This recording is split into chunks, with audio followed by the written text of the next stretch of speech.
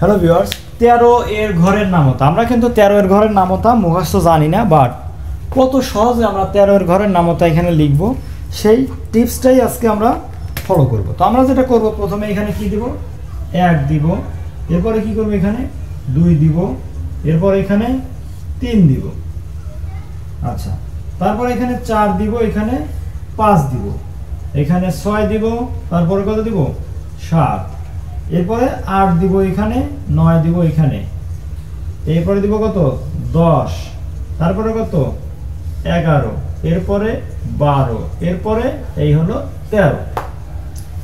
এখন আমাদের যেটা করতে হবে, আমরা এখান থেকে শুরু করব, 1 2 3, তারপরে কি করব, 4 5 6 7 8 9, 10-এর শূন্যটা আমরা এখানে দিয়ে দেব। তাহলে কি হলো, 13 একে 13, 13 দুগুণে 26, 3 13 39, 4 13 52, 5 13 65, 6 13 78, 7 13 91, 8 13 104, 9 13 117, 10 13 130। এইভাবে কিন্তু আমরা খুব সহজে 13 এর ঘরের নামতা বের করতে পারবো।